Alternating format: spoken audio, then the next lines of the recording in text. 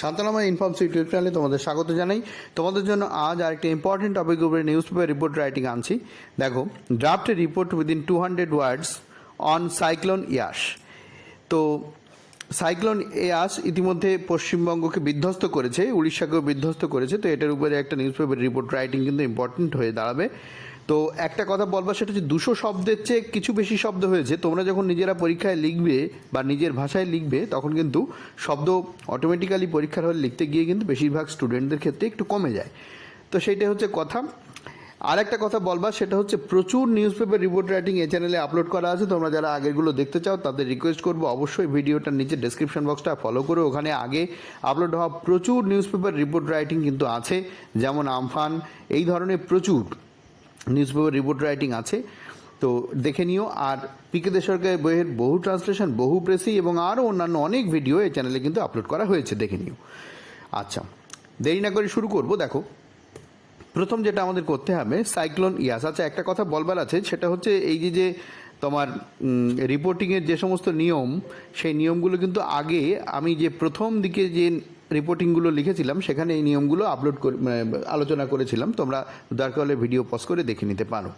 দেখো, একটা সাবজেক্ট আমাদের দিতে হবে। সাবজেক্টটা এরকম দিলাম, cyclone Yaas, coastal Bengal inundated, coastal Bengal under water. যা খুশি তুমি লেখো, মোটামুটি বোঝাতে পারলে হলো, ঠিক আছে। 3টে ডিস্ট্রিক্টের কোস্টাল এরিয়া কিন্তু ক্ষয়ক্ষতি হয়েছে এখানে।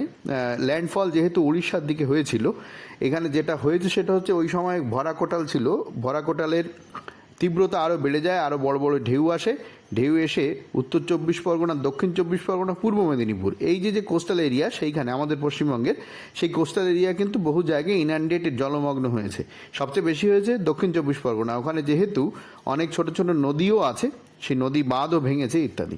তো দেখো, যেটা বক্তব্য আমাদের যেটা শুরু করতে হবে সেটা হচ্ছে কলকাতা। একটা ডেট আমরা দিয়ে দেবো। তারপরে দেখো, সাইক্লোন ইয়াস, ঠিক আছে।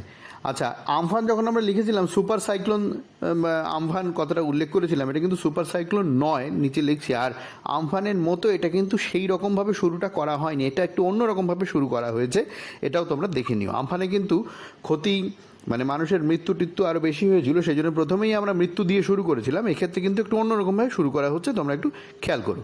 দেখো, cyclone Yaas intensified into a very severe cyclonic Sturm. প্রথমে এটা সিভিয়ার হয়েছিল, তারপরে ভেরি সিভিয়ার হয়েছিল, যেমন যেমন আবহাওয়া দপ্তর বলেছিল, ঠিক আছে, সেরকমভাবে এখানে লেখা হয়েছে। তাহলে cyclone Yaas intensified into a very severe cyclonic storm. Hit, এখানে ডিভাস্টেটেডটা বাদ দিতে পারো, পরে আবার ডিভাস্টেটেড ব্যবহার করা হয়েছে, যে কোনো একটা শব্দ ব্যবহার করবে। হিট আমি ব্যবহার করছি। Hit the states of West Bengal, Odisha and southern Sundarban on 26th of May 2021 Wednesday during কোভিড-19 প্যান্ডেমিক। মানেটা কি দাঁড়ালো অবশ্যই তোমরা বুঝতে পারছো আশা করি। আমি একবার বলে দিচ্ছি, দেখো। আর এখানে হেডিংটা কি বলছে, সাইক্লোন ইয়াস, একটা কোলন দিয়ে লেখা হচ্ছে কোস্টাল বেঙ্গল মানে উপকূলীয় বাংলা ইনান্ডেটেড, জলমগ্ন হয়েছে। তারপরে বাই স্পেশাল করেসপন্ডেন্ট, এই ধরনের খবরগুলো তো লোকাল খবর সাধারণত হয় না, স্পেশাল করেসপন্ডেন্ট এই খবরগুলো করে, সেই জন্য এরকম লেখা হয়েছে by a special correspondent, by special staff reporter, এরকমও অনেক সময় অনেকে লেখে, আমি এরকম লিখলাম।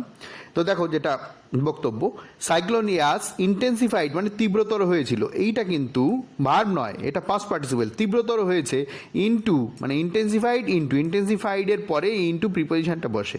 এ ভেরি সিভিয়ার সাইক্লোনিক স্টর্ম, ঠিক আছে। তাহলে a very severe cyclonic storm intensified, তীব্রতর হয়েছিল। এইবারে দেখো মূল ভার্ব হিট, আমি বললাম কি ডিভাস্টেটেড শব্দটা এখান থেকে বাদ দিয়ে দিও, পরে আমি ব্যবহার করেছি এটা। তাহলে হিট আঘাত করেছিল, এইটা কিন্তু পাস্ট ইনডিফিনিট টেন্সে রয়েছে, ঠিক আছে, সিম্পল পাস্ট টেন্সে। কোথায় আঘাত করেছিল? The states of West Bengal, Odisha. তাহলে দুটো স্টেট, একটা ওয়েস্ট বেঙ্গল আর একটা ওড়িশা। অন্ধ্রপ্রদেশকেও হয়তো কিছুটা আঘাত করেছিল, কিন্তু আমাদের যেহেতু ওয়েস্ট বেঙ্গলের রেসপেক্টে লেখা হচ্ছে, তাই ওয়েস্ট বেঙ্গলের কাছে স্টেটটাকেই শুধু নিলাম। তোমাদের মনে হলে তোমরা অন্ধ্রপ্রদেশও লিখতে পারো, তবে সেখানে ক্ষয়ক্ষতির পরিমাণ হয়তো অনেক কম, জানি না, যদিও আমি অতটা খবর রাখিনি। অ্যান্ড সাউদার্ন বাংলাদেশ এবং দক্ষিণ বাংলাদেশের কিছু অঞ্চল। তারপরে দেখো কি বলছে, অন 26th of May, কবে হয়েছে সেই ডেট, তারিখটা দিলাম, বারটা দিলাম, আর কোন সময়, ডিউরিং কোভিড-19 প্যান্ডেমিক। এই কথাটা কিন্তু অবশ্যই উল্লেখ করতে হবে, কারণ কোভিড-19 প্যান্ডেমিকের মধ্যেই তাদের যখন শেল্টার হাউসে নিয়ে যাওয়া হচ্ছে, সেখানে তাদের কতটা কোভিড-19 প্রোটোকল মানা হচ্ছে, সেখানে তাদের এই সংক্রমণ আরও বেড়ে যাওয়ার সম্ভাবনা আছে কি না, এগুলোও কিন্তু আমাদের দেখতে দেখতে হবে, সেই জন্যে এই কথাটা এখানে রাখতে হবে, ঠিক আছে। তাহলে এটা হয়ে গেল আমাদের প্রথম লাইন। পরের লাইন, প্রথম প্যারাগ্রাফ চলছে, এই ডট ডটগুলো দিয়েছি, এই প্রথম প্যারাগ্রাফ চলছে, তাই দেখো তারপরে কি বলছে, ইট লেফট, এই লেফটটা হচ্ছে এখানে ভার্ব, মানে এটা রেখে গেছে, রেখে গেছে মানে এর ফল রেখে গেছে, এফেক্ট রেখেছে। কি এফেক্ট রেখেছে? ইট মানে ওখানে cyclone. Large part of the affected region, দেখো লার্জ পার্ট মানে অনেক বড় অংশ, অফ দ্য এফেক্টেড, অফ মানে রবের, কার? দ্য এফেক্টেড, এফেক্টেড মানে ক্ষতিগ্রস্ত, রিজিয়ন মানে এলাকা, ক্ষতিগ্রস্ত এলাকা কার কার? যে যে জায়গায় হিট করেছে, আঘাত করেছে, ওয়েস্ট বেঙ্গল, ওড়িশা, বাংলাদেশ, সেই সব জায়গায় বিরাট অংশ কি করেছে দেখো, লার্জ পার্ট, ইট লেফট এটা প্রভাব ফেলেছে বা রেখে গেছে, লার্জ পার্ট অনেক বড় অংশকে রেখে গেছে, অফ দ্য এফেক্টেড রিজিয়ন মানে ক্ষতিগ্রস্ত এলাকার একটা বড় অংশ, মানে যত জায়গায় ইয়াসটা ছড়িয়ে পড়েছে তার একটা বড় অংশ, সবটা নয় কিন্তু। ফ্লাডেড, সেটা ফ্লাডেড হয়েছে, তাহলে সব জায়গা তো আর ফ্লাডেড হয়নি। ইয়াসের যে হাওয়া, সেই হাওয়া তো ঝাড়খণ্ড পর্যন্ত চলে গেছে, সেখানে কি আর ফ্লাডেড হয়েছে? হয়নি, সেটাই বলছে। তাহলে একটা বড় অংশ বলছে ইট লেফট, এটা রেখে গেছে, a large part of the affected region, region মানে এলাকা, অর্থাৎ ক্ষতিগ্রস্ত এলাকার একটা বড় অংশ রেখে গেছে কি অবস্থায়? ফ্লাডেড। এটাও কিন্তু পার্টিসিপেল, পাস্ট পার্টিসিপেল, মানে বন্যা কবলিত হয়েছে এমনভাবে রেখে গেছে। অ্যান্ড ইনঅ্যাক্সেসিবল, ইনঅ্যাক্সেসিবল মানে দুর্গম, যেখানে আর ঢোকা যাচ্ছে না, কোথাও কোথাও এত জল হয়েছে যে ঢোকা যাচ্ছে না।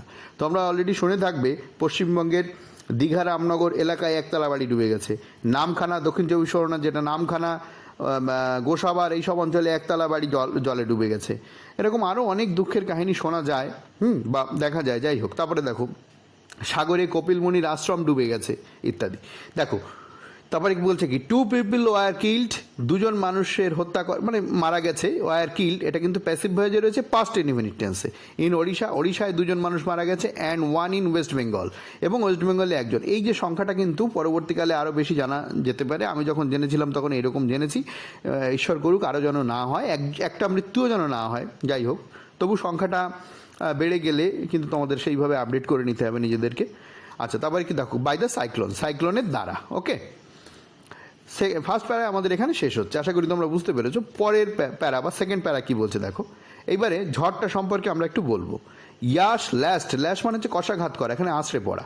পাস্ট এই যে লাশ পর্যন্ত, এলেশ, লাশ না সরি, এটা ল্যাশ মানে কষাঘাত করা, সজোরে আঘাত করা ইত্যাদি, তার সাথে ইডি যোগ করে পাস্ট করা হয়েছে। তাহলে Yaas last coastal area, coastal area মানে উপকূলবর্তী এলাকায় এটা আশ্রে পড়েছে, উইথ উইন্ডস, হাওয়ার গতিবেগ কত দেখো, উইথ উইন্ডস হাওয়া চলছে কত, of 80 kilometre per hour, and with gusts of, দেখো উইন্ডস অফ, তারপরে বলছে গাস্টস, তার সাথে অফ, মানে হাওয়ার গতিবেগ 80 কিলোমিটারের হাওয়া, আবার গাস্ট অফ, এই গাস্ট ব্যাপারটা, গাস্টিং ব্যাপারটা হচ্ছে হাওয়া ধরো একটা নির্দিষ্ট গতিবেগে চলে, হঠাৎ করে একটা দমকা হাওয়া তার মধ্যে চলে আসে, ওইটাকে বলে গাস্টিং বা গাস্ট। তাহলে gust of up to 130 kilometre per hour, তাহলে বোঝা গেল এই ইয়ার যখন আসে পড়েছিল কোস্টাল এরিয়ায় তখন তার গতিবেগ ছিল 80 কিলোমিটার আর গাস্টিং ছিল হচ্ছে 130 কিলোমিটার, ওকে। গাস্টিং ব্যাপারটা আশা করি বুঝতে পেরেছো। অ্যান্ড ইট ইন্টেন্সিফাইড, এবং এটা তীব্রতর করেছিল, ইন্টেন্সিফাইড কিন্তু এখানে ভার্ব, তীব্রতর করেছিল, কাকে তীব্রতর করেছিল? The huge water waves, huge মানে প্রচুর পরিমাণে বড়, বিস্তৃত ইত্যাদি বোঝাচ্ছে। ওয়াটার ওয়েভস, ওয়াটার ওয়েভস মানে হচ্ছে জলের যে তরঙ্গ মানে ঢেউ, কজড বাই মানে সৃষ্টি হয়েছিল, লুনার হাইটাইড, ওই যে চন্দ্র গ্রহণ, পূর্ণিমা এসব থাকে না, পূর্ণিমা যাকে বলে, লুনার হাইটাইড, পূর্ণিমার সময় যে ভরা কোটাল থাকে, তাহলে সেই সময় তো এমনি স্রোত বেশি হবে, মানে স্রোত বলতে জলের ঢেউ বেশি হবে, সমুদ্রের ঢেউ, তার সাথে যদি আবার হাওয়ার গতিবেগ যুক্ত হয়, তাহলে হাওয়ার গতিবেগটা কী করেছে দেখো, অ্যান্ড ইট, এবং এটা ইন্টেন্সিফাইড, তীব্রতর করেছে, the huge water waves caused by the lunar high tide, মানে ওই যে চাঁদের আকর্ষণের দ্বারা যে হাইটাইড তৈরি হচ্ছে, অর্থাৎ যে ভরা কোটাল তৈরি হচ্ছে, তার যে ঢেউ, সেই ঢেউকে আরও ইন্টেন্সিফাইড করেছিল, আরও তীব্রতর করেছিল কে, নাই ইয়াস। ঠিক আছে, সেকেন্ড প্যারা চলছে। The coastal areas of south 24 Parganas, north 24 Parganas and Purba Medinipur of West Bengal, যেহেতু দুটো রাজ্যের কথা আমি প্রথমেই বলে নিয়েছি এবং বাংলাদেশের কথাও বলেছি, তাই এই যে জেলাগুলো কোন স্টেটে সেটা একটা উল্লেখ করে নিলাম। The coastal areas of south 24 Parganas মানে দক্ষিণ 24 পরগনা, নর্থ 24 পরগনাস উত্তর 24 পরগনা, অ্যান্ড পূর্ব মেদিনীপুর এবং পূর্ব মেদিনীপুর অফ ওয়েস্ট বেঙ্গল, ওয়েস্ট বেঙ্গলের এই যে তিনটে জেলার কথা বলা হচ্ছে সেইগুলো, ওয়ার ব্যাডলি ডিভাস্টেটেড। ডিভাস্টেটেড শব্দটা এখানে ব্যবহার করলাম। ডিভাস্টেটেড মানে হচ্ছে বিধ্বস্ত হওয়া, ধ্বংস হয়ে যাওয়া এরকম। এই ব্যাডলি মানে ভীষণভাবে, ব্যাডলি মানে খারাপভাবে নয়, ব্যাডলি মানে ভীষণভাবে। তাহলে ভীষণভাবে বিধ্বস্ত হয়েছে কিসের দ্বারা? বাই 4 মিটার হাই, 4 মিটার উঁচু, বোঝা যাচ্ছে? 4 মিটার উঁচু মানে একতলারও উঁচু ঢেউ। কোথাও কোথাও দেখা গেছে নারকেল গাছের মাঝ বরাবর বা নারকেল গাছ প্রায় ছুঁই ছুঁই হয়ে গেছে এমন ঢেউয়ের উচ্চতা, সেইটাই বলছে। ডিভাস্টেটেড বাই কিসের দ্বারা বিধ্বস্ত হচ্ছে? 4 মিটার হাই মানে 4 মিটার উঁচু, যেটা অ্যাপ্রক্সিমেটলি 13 ফিট উঁচু, ওয়েভস ঢেউয়ের দ্বারা, হুইচ যা স্টার্টেড শুরু হয়েছিল উইথ হেভি রেইনফল ভারী বৃষ্টির সঙ্গে, যেটা শুরু হয়ে গিয়েছিল মাচ আর্লিয়ার অনেক আগে, দেন থেকে, কিসের আগে? The landfall. ল্যান্ডফল তোমরা সবাই শুনেছো, জেনেছো, পেপারের মাধ্যমে পড়েছো বা অনেকে জানো আরও ভালো আমার চেয়ে। সেটা হচ্ছে ল্যান্ডফল হয় যখন এই যে ঘূর্ণিঝড়টা সমুদ্রের মধ্যে তৈরি হয়ে কুলের দিকে, উপকূলের দিকে এগিয়ে এসে যখন উপকূলকে টাচ করে তখন তাকে ল্যান্ডফল বলে। টাচ করে না, বলা ভুল, আঘাত করে, তখন তাকে ল্যান্ডফল বলে। তাহলে এই ল্যান্ডফলের অনেক আগের থেকেই কিন্তু সমুদ্রের স্রোত কিন্তু তৈরি হয়ে গেছিলো, ঠিক আছে? বড় বড় উঁচু উঁচু ঢেউ আসছিল। অফ দ্য সাইক্লোন মানে এই ল্যান্ডফল অফ দ্য সাইক্লোন, সাইক্লোনের ল্যান্ডফল হওয়ার অনেক আগে থেকেই ভারী বৃষ্টির সঙ্গে উঁচু উঁচু ঢেউ আসছিল। অ্যাট 9 AM, ল্যান্ডফলটা কখন হয়েছিল? 9 AM, 9:15 নাগাদ হয়েছিল। যাই হোক, আমি এটা টাইমটা দিলাম। ইন উড়িষ্যায় ওই ধামরা, বালাসোর ওই সব অঞ্চলে হয়েছিল। অত কিছু বিস্তারিত লিখতে গেলে আবার অনেক বেশি শব্দ হয়ে যাচ্ছে, সেগুলো কিন্তু লেখা হয়নি, ঠিক আছে? তাহলে দেখো, এটা কিন্তু পুরো একটা বাক্য। এই বাক্যটা কিন্তু ভালো করে মনে রাখতে হবে, পড়তে হবে। রিপোর্টিংয়ের ক্ষেত্রে কিন্তু এরকম বড় বড় বাক্য কিন্তু আমাদের ব্যবহার করতেই হবে, না করে উপায় থাকে না। তাহলে কোস্টাল এরিয়াজ অফ কোন কোন জেলা? 3টে জেলার কথা বলা হচ্ছে। অফ ওয়েস্ট বেঙ্গল মানে পশ্চিমবঙ্গের এই 3টে জেলার যে কোস্টাল এরিয়া অর্থাৎ উপকূলবর্তী এলাকা, ওয়ার ব্যাডলি ডিভাস্টেটেড, সেগুলো খুব খারাপ ভীষণভাবে বিধ্বস্ত হয়েছিল। বাই 4 মিটার হাই বা 13 ফুট উঁচু, ঠিক আছে? বা 4 মিটার বা 13 ফুট উঁচু স্রোতের দ্বারা, হুইচ স্টার্টেড যেগুলো শুরু হয়েছিল উইথ হেভি রেইনফল ভারী বৃষ্টির সঙ্গে সঙ্গে, মাচ আর্লিয়ার অনেক আগেই, কিসের আগে? The landfall of the cyclone, এই সাইক্লোনের যে ল্যান্ডফল তার আগেই। ল্যান্ডফলটা কখন হয়েছিল? 9 AM in Odisha. Second paragraph আমাদের চলছে। The high waves of Bay of Bengal, এটাকে কিন্তু আরেকটা প্যারাগ্রাফ তোমরা করে নিতে পারো, অসুবিধা কিছু নেই, ঠিক আছে?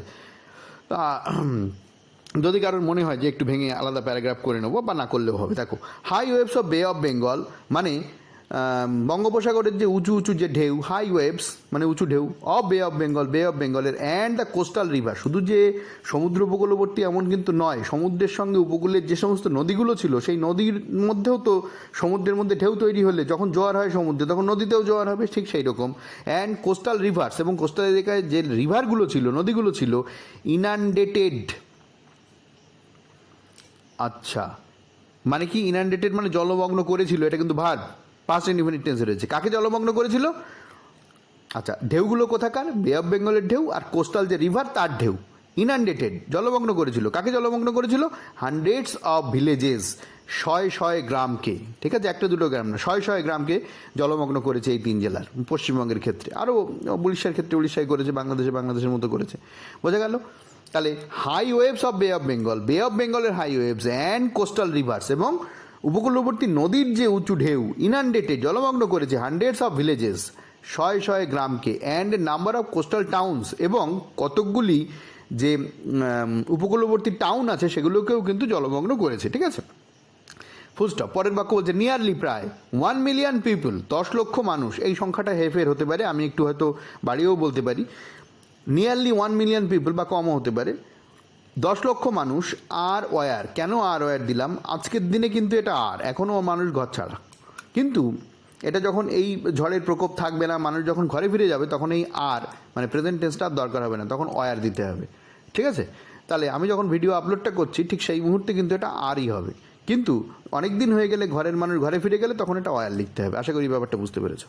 তাহলে দেখো, নিয়ারলি 1 মিলিয়ন পিপল, প্রায় 10 লাখ মানুষ, আর হোমলেস, আজকের দিনের রেসপেক্টে এখন তারা গৃহহীন, and the crops of thousands of hectares, হাজার হাজার হেক্টর জমির যে ক্রপস মানে হচ্ছে ফসল, ফার্মল্যান্ড মানে হাজার হাজার হেক্টর জমির যে কৃষি জমির যে ফসল, ওয়ার ড্যামেজড, সেটা ড্যামেজড হয়ে গেছিল বাই দ্য স্যালাইন ওয়াটার মানে নোনা জলের দ্বারা, অ্যান্ড ইনুমারেবল ফিশারিজ, অসংখ্য ফিশারি, ওয়ার ম্যারুন, ম্যারুন মানেও জলমগ্ন হয়ে মানে জলের সঙ্গে মিশে যাওয়া, অর্থাৎ ওই সমুদ্রের জলের যে ঢেউ, মানে সমুদ্রের জল বা নদীর জল, তার সঙ্গে ফিশারির যে জল, সেই জলও কিন্তু মিশে গেছে, তাকে বলছে ম্যারুন্ড। ঠিক আছে, আশা করি তোমরা বুঝতে পেরেছো। সেকেন্ড প্যারাগ্রাফ এখানে শেষ হচ্ছে। Third paragraph, the national disaster response force NDRF along with state authorities, স্টেটের যে অথরিটি সেটাও তার সঙ্গে কাজ করেছিল, শুরু করে দিয়েছিল, পাস্ট ইনডিফিনিট টেন্সে রয়েছে, রেস্কিউ অপারেশন শুরু করে দিয়েছিল।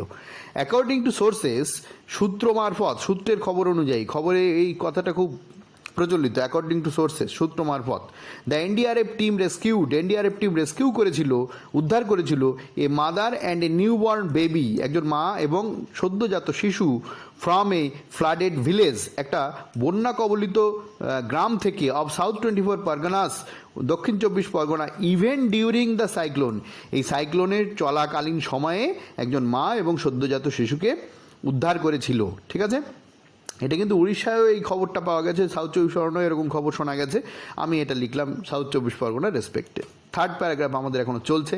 অ্যাবাউট 1200 মানে 1200 রিলিফ ক্যাম্পস মানে হচ্ছে কি, মানে হচ্ছে যেখানে রিলিফ ক্যাম্প তৈরি করা হয়েছে, ত্রাণের যে সমস্ত ক্যাম্প যেখানে মানুষকে আশ্রয় দেওয়া হয়েছে, সেই রকম 1200 এরকম ক্যাম্প, প্রায় অ্যাবাউট মানে প্রায় 1200 relief camp, for nearly 1,50,000 people, 1.5 লক্ষ মানুষের জন্য। এই সংখ্যা হেরফের হতে পারে, এটা কোনো ব্যাপার না।